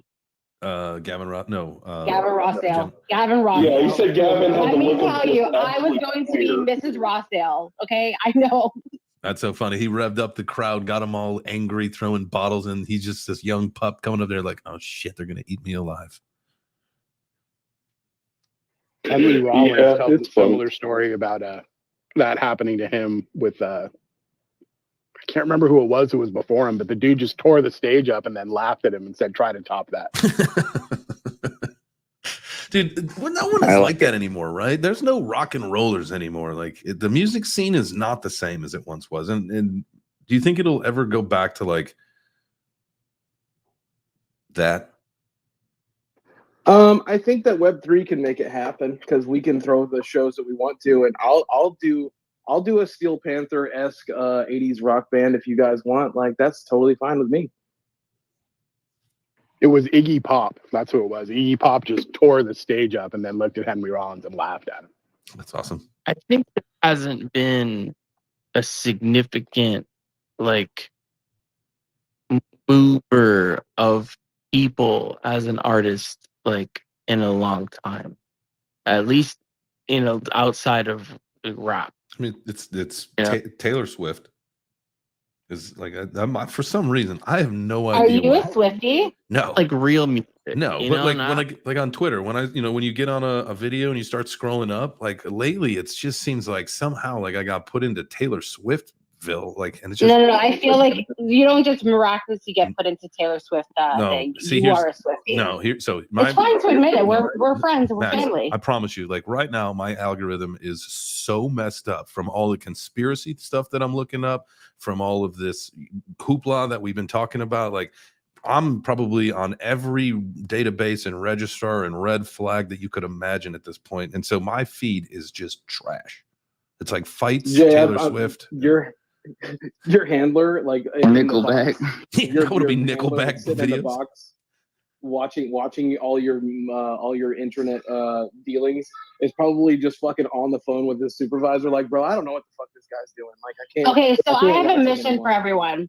After this space, everyone find their favorite, or not even their favorite, whatever, Nickelback and Taylor Swift videos, and just tag the shit out of J Chains. No, there's no need for that. Absolutely not. No, there Absolutely is. There is.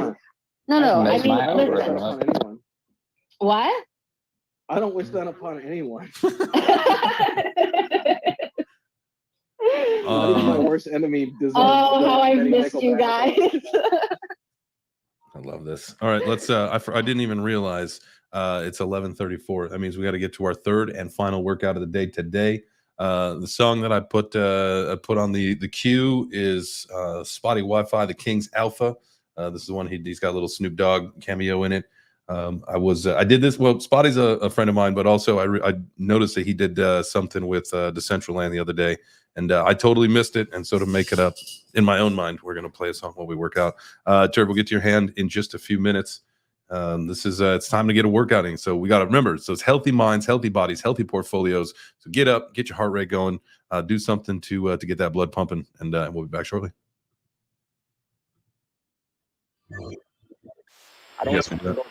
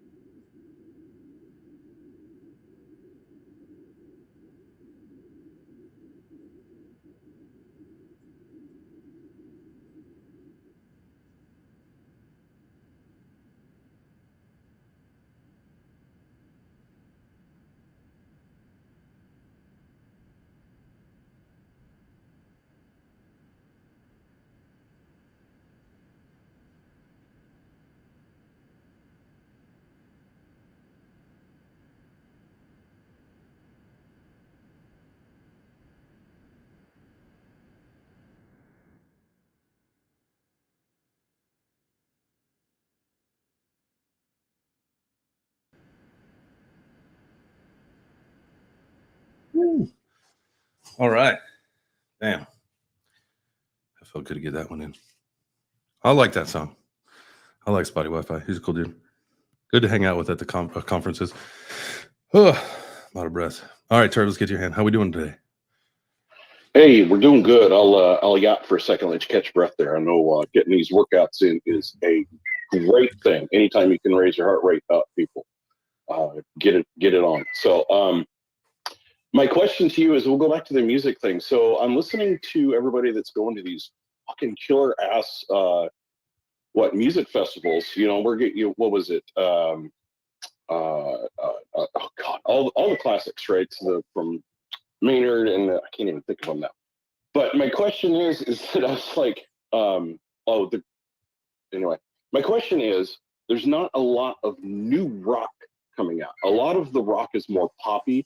It's the stuff I pay attention to. It's like the MGK, but he's an artist, quote unquote, as opposed to, you know, where are the 4 or 5 dudes grabbing fucking guitars and putting on some drums and all this shit and just they're not rocking the existent show anymore because all the greats are like dying or dead, unfortunately. I mean, so there isn't a new generation? Really? you know what, there really isn't. I mean, like, they've all sampled. I mean, not to say that they didn't sample from, like, you know, back in the day either, but I mean, everyone here, it's all remixes of the songs from the 90s. The 90s was the best fucking era for music, and you're never gonna top that ever.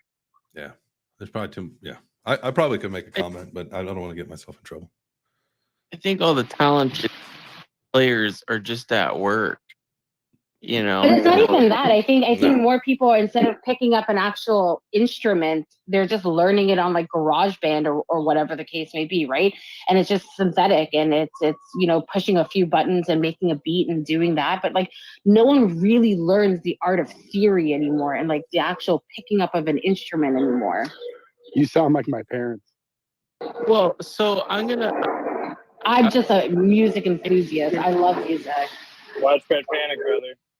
You want to get your face shredded by people that rock and jam, listen to Widespread Panic, Government Mule, getting this and jam bands. And Tool still touring too, so there you go. I think they're the only, like, I think I can count on one hand how many are still around, or at least like that are that's actually around. But that's the thing, around. Like, we're not, who cares about the people that are still around? Like, where's the new class? Where's the new class of rock and roll? Where's the new? So I have been able to, like, I don't know, maybe it's because like I'm musically inclined and I attract people, but like I know some really, really talented musicians that tried to form a band, extremely talented. I'm talking about players that shred in ways that like have me thinking like Purple Haze competitor. You know, it's not a joke. These guys are good, but forming a band is significantly harder than it used to be because the paradigm that exists economically it's not profitable to put 5 people on a stage at the low level. And I think that's the problem. It was never profitable. That was the thing, is that you grinded it out and you worked your fucking ass off to make it. So it can't just be easy street right away. That's the problem. Everybody is so impatient. They want it right now, and they're not willing to wait. Instant gratification. Exactly. We live in a world where instant gratification exists, and everybody gets a participation trophy just for existing. Yes. And nobody works hard for it to be the best anymore, or to be the best they could possibly be. But on that note, I have to step down. I have to make a phone call, but I love you. I miss you, and I will see you guys soon. Sounds good. We appreciate you, Max. Thanks for popping in today. See you soon. Honest, my dude. What's up, fam? Bye. Hey, yeah, I was gonna kind of like go off of what he was saying. I kind of understand where he was going with it. With, you know what I'm saying, like, there's not, but I just want to take it one step further. It's like a lot of people a lot of people that get in the music industry, like their end goal is like to sign to a major label, to have all this concert recognition. But it's like, with these record companies, they don't want 5 people for one band. They don't want that, because that's not going to give them the money. And it seems like that's through the whole music industry. It's like groups are dead. The groups are dead, whether they're rapping groups, whether they're rock and roll groups, whether they're R&B groups. They're dead because either it's the record companies don't want these people together because it's not profitable enough for them, or these people, like the values that these people are growing up with nowadays, you know what I'm saying, they can't find, they're not willing to go through that struggle where they're not getting paid, where they just love the music. Because in the 90s, even in the early 2000s, people were playing instruments in garages just because they loved the music. That's what I'm saying. everybody now just wants the check. So whenever these people are growing up and they're trying, all they want to do is become the greatest rock star. The last thing they're trying to do is have somebody in their pockets, is what I'm feeling. Yeah, well, I agree. People don't work together, and that's why I feel like, you know, with where things were going. And one of the articles that I did I passed on for today, but we can talk about it soon, was that, you know, Meta they're not giving up on the metaverse. They've lost $40 billion, but that's okay to them because they see where the ultimate goal is. I believe in the same thing. Like, I'm gonna start getting back more into the metaverse focused content because, you know, as time goes on, we're closer and closer to that reality. Now, what you have to think is, with the incorporation of the metaverse, now artists, musicians have the opportunity to get themselves in front of an addressable audience that is global much easier. So if you have any kind of talent, right, and you submit your stuff to, say, a Decentraland or a Sandbox, and the next time they do a music festival, you're on there. Now you're gonna have millions of people watching your shit, and instead of just sitting in your your bedroom sampling music on Garage Tunes or whatever it's called. You know, like, you're actually, like, people that are musicians and talented can get out there and perform in front of people. I think that's where, you know, that's where the mark is being missed, where it's not about, oh, I need to have this record label and I need to go on like an international tour. Like, no, if you're good and if you're passionate, just play your music and it'll work for you. That's easier said than done. I know that that's easier said than done, but piggyback real quick. Make me point. I think it's a combination of what he said and what you said, Jay Chains, a little bit, and also the fact that, like, these bands, they're not really interacting with the means to get them, you know, I guess, widespread distribution without the help of a music label. By that I mean like Web3, NFTs, like the metaverse, etc. There's such a big disconnect between that, like, raw musical talent of, like, bands that are in that traditional mindset. They just want to play the music. They maybe get together on a weekend, go to the local bar and just shred. And they're extremely talented, but they'll never gain notoriety because A&Rs aren't looking for them. You know, people aren't specifically looking to put bands on the map, and they don't have the means to put themselves on the platform. I think when the metaverse shows up, yeah, there's going to be a few that do it, but there's going to be raw talent just still playing that bar, and the next Nirvana could be at your local bar and nobody ever knew it. Well, actually, using the Nirvana case to JC's point, with today's technology, and you can look at Web3 artists such as Violetta. If you look at Nirvana, Kurt Cobain was not the most talented in that group. It was actually the other guy that did the Foo Fighters. I was trying to go to the Foo Fighters. Dave Grohl. Earlier. Dave Grohl. It was Dave Grohl that was actually more talented in Nirvana. But they needed the three of them to make Nirvana exist. Today, you pick up a phone and a guitar, Dave Grohl and Kurt Cobain never meet. They don't need to, because they can build their own audience individually because they are so talented on their own. I kind of disagree, though. Dave Grohl was maybe more musically talented, but you can't capture the way Kurt Cobain wrote lyrics. Just everybody played their part. Not everyone. And that was his talent, though. But, you know, everywhere else, it was Grohl was more the music. It was Nirvana.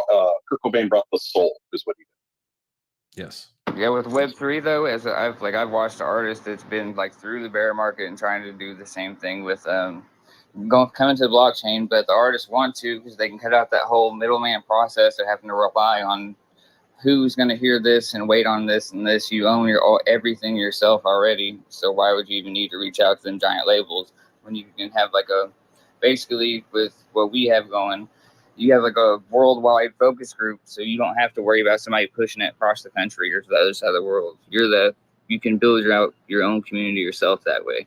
So it's a lot more interactive, so you can build that fan base, and they're going to want this more eventually. It's just that run as technology goes on.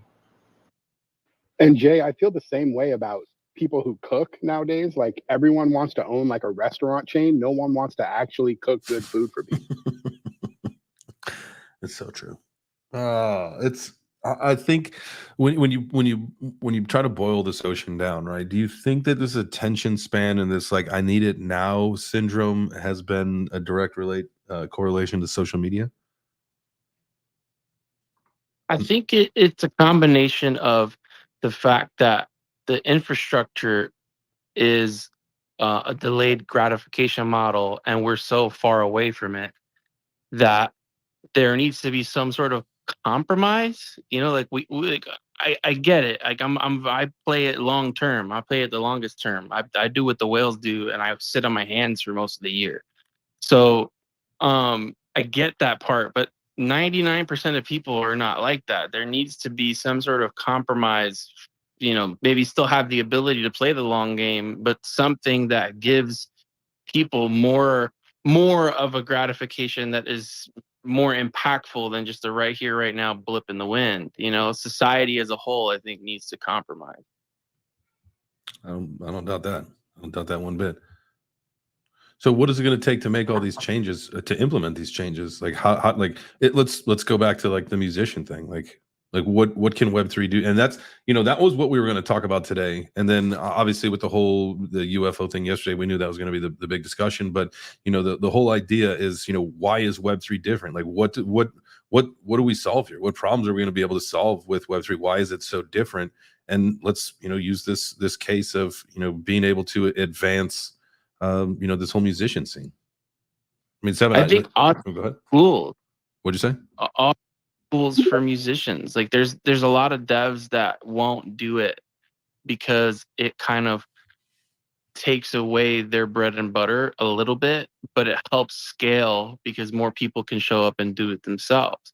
You know, there exists the possibility to have a front end deploy me contracts the fact that no major NFT marketplace has a true lazy mint feature that is able to produce an NFT that is a 720 standard or 721 standard is bonkers to me, because technology exists for years now almost, and the fact that no dev has just developed it and given it to society is just kind of why I'm like low key like bearish on the builders in this space some days, because they're just out for themselves. They're still a middleman, and this whole layer is supposed to remove middlemen, but the middlemen that exist now don't want to automate their processes for fear that they'll lose something. But the one thing that society teaches us is it's only a matter of fucking time. Right. The winner is the person that actually does the leap and does what's needed to replace themselves, because then it's their platform and they're the ones that are putting out the last middleman. The first person to snipe out the middleman wins the game. And the reality is, I think there's like a very, very deep push in crypto to keep all that shit at bay. That's a good take. Yeah, I like that. Zima. See, and I would agree. Oh, sorry about that. No, you're ahead. Go ahead. No, I was just going to say, I agree with that. And I'll use myself as an example. I don't have like the physical talent to do anything, but I'm old enough to remember when you had to know HTML coding to be able to make a website, right? But now I can make a website, click, click, click, click, click, click, click, and sell products by going click, click, click, click, click, click. And I have zero business. It's me, JC. I'm just a regular person, but I can do those things now. I don't need a coder. I don't need a factory. I mean, what technology is allowing is for the everyday person to try to reach up where it was kind of gated before, with like you had to have a license, you had to have brick and mortar, you had to have a business plan. You don't need a business plan anymore. Mm-mm. You need a website. That's all you need, a website and a social media account. The education process of everything. Like, I'm not in here being a whale or nothing like that. Came in here for the bag or whatnot, then you find out, like, throughout the process, everything you actually do learn. And I don't know, do you think we're just the old guys at this point talking to these kids like they're crazy? Like, they should do this and this. And are we that conversation now? Oh, man. When I think about being 41 in this ecosystem, in this industry, yeah, I kind of feel like sometimes I'm the old guy talking to the whippersnappers. But it's just a mentality, right? Like my mentals are, I'm still as young and as sharp as everyone else. You know, it's just the age. Yeah, all my it son's is what you bring to the so table, dude. What was that, Simon? It's really all about what you're bringing to the table and how you're bringing it to the table. Yeah, great point.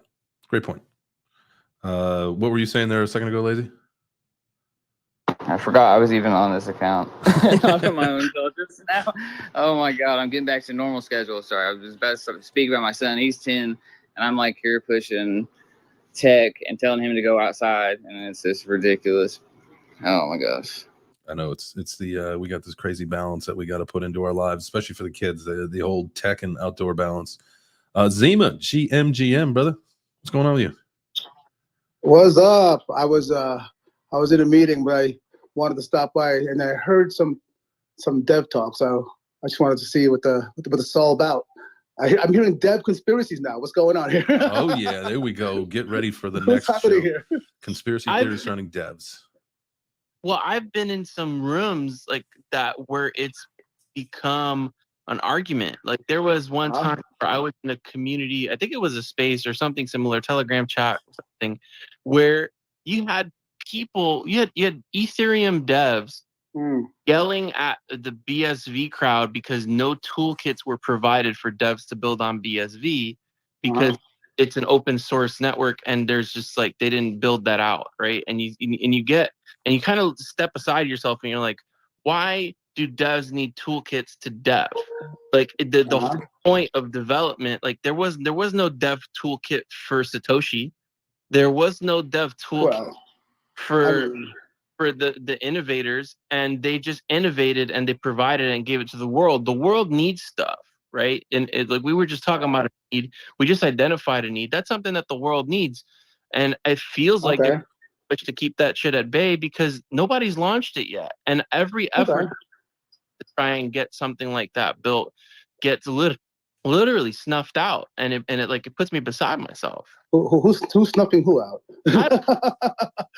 But a hack. Time I feel like one person is saying no, I think it's like 100,000 people saying no in the background on some psyop shit. Let me just here's my 2 cents. Okay, so first of all, I also am an OG. Okay, in the sense that before blockchain, when you guys are talking about HTML, I mean, I was building on Notepad. I built entire enterprise systems on Notepad. These are server-based ASP, back in the day, OG stuff. I was there when DOS was the shit. Okay, I was there. We're putting on bit cards and putting them in little punch machine. Well, no, I wasn't there. I will admit that's my limit. What's that? But I was also programming assembler code and microchips. So there was at the end of the day, you're correct in one sense. The word you're looking for is called abstraction. That is the word.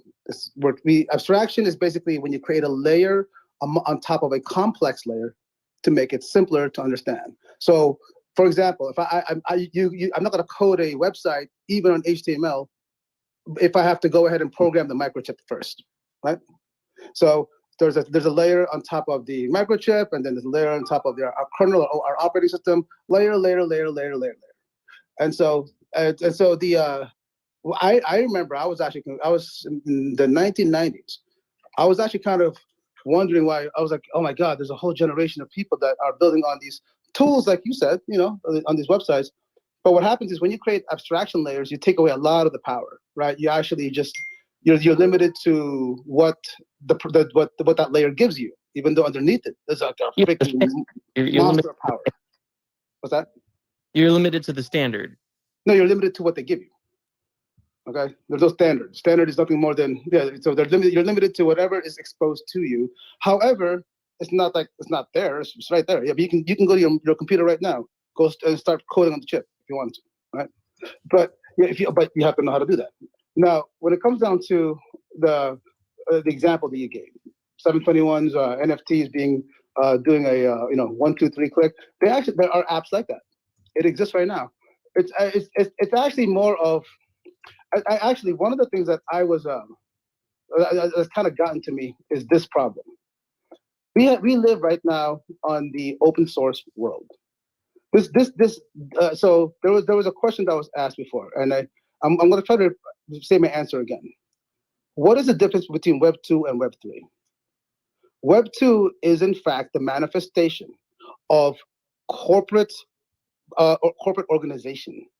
We actually understood that for a very long time. This is, we've lived on stock certificates and how to actually have a control of a company offering a product, and we isolated that between these groups. This is where these silos of power come in, right? Web 3 is nothing more than the reflection of open source. Linux Torvallis, the very creation of Linux. When Red Hat first came out, there was a company that took a copy of Red Hat and IPO'd it, which made no effing sense, right? Because they open source, and guess what? That was $600 a share the first day. Oh my God! Why? Because you had free software from people, but that didn't last too long, guys. Because if you really think about what, but there's a debate now. There's always been a debate. See, Web 2 and Web 3 is literally the opposite in the sense that it is decentralized, distributed. So everything to the core of how this will evolve will be the fact what you said. You do not need a business plan in the sense that you're no longer focused on the product production. You're focused on the enhancement of the system, of the tech, right? That's why we're grasping the straws when we're talking about utilities and we're talking about community, etc. Because we're giving it meaning. You're giving it meaning, right? But the thing is, this is actually that's why it's kind of a weird. You can say it's a threat to the system, but more like it's not understood how to deal with it. That's why I'm giving you the example of Red Hat being IPO'd when it's a free system, because that's how they dealt with it, right? They dealt with it like, oh my God, this is all this knowledge and free shit. Oh, what do we do? Oh, let's make some money and make it into one entity and do what we always did. But it's deconstructing. When CZ was asked about Binance, and they said, "Hey, what's going on? Where are you incorporated?" So there was a time when Binance was trying to go legit and try to have a process. So they went to Malta. I actually spoke to the very same person that approved, or that was part of the process to issue out the government license for Malta for Binance. They would have been the first one, but they never went through with it. And now they do. Now you may say, oh, but they have Binance US. They have no. Those are sub corporations that were designed for that local operation, but that is not Binance. Right. At the end of the day, the best answer I ever heard was when CZ said, corporations, that's so 1990s. it's the bad. It's like, what do we really need it? And if you don't really need it, our demonstration of value is actually much more powerful. See, but the very fact that everything that we ever do on the blockchain, DeFi, that we can actually say we did this and here's the proof in the pudding, there is no lie. There is or is not. We actually have a chain to validate whether we can or not. So we have a very different world. And when you come and try to the thing that always boggled me was when they put Bitcoin on the news, on the TV. We see it in the context of a stock chart. Now, at the same time, we're talking about a stock chart next to other stocks that have a basis on fundamental analysis and currency. Meanwhile, you have currency, which is on a stock chart, but a currency that people don't have a metric. I asked a question one time: how do you gauge an NFT value? And I've actually, and of course, nobody has an answer because there's no tokenomic models, no circulation model. But I've come to a conclusion. You can actually gauge an NFT value based on isolated metrics on the community metrics, Discord counts, activity counts, your actual communications. So you can actually, so it is community, actually, is your utility.